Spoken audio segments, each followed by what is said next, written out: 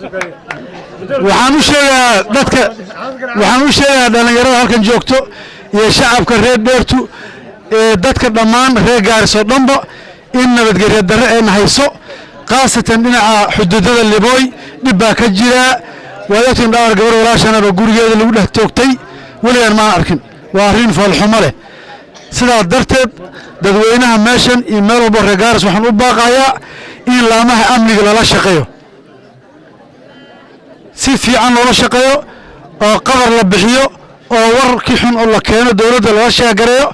loo sheego meelaha dhibku ka jiro amniga anaga dantaynat Liboy maanta anaga tagnay dhibka amni darrada waan fahansan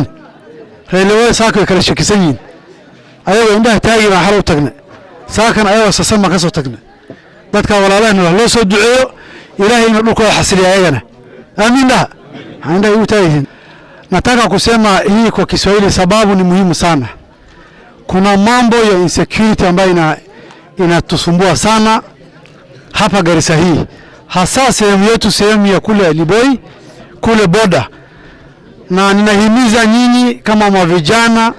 ama wenyeji wa hapa, tafadhali mufanye kazi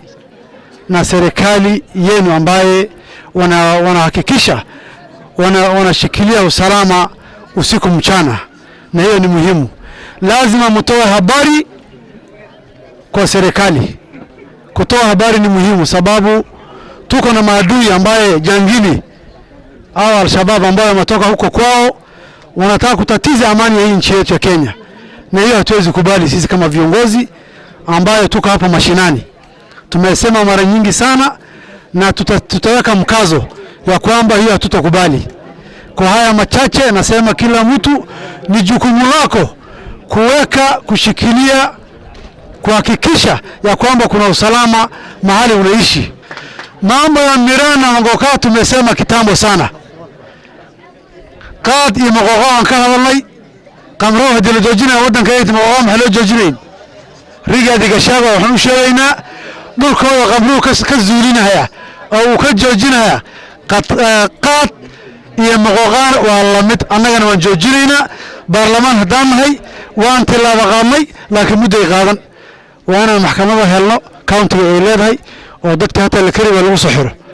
xoolaha strategy waan sooyinayna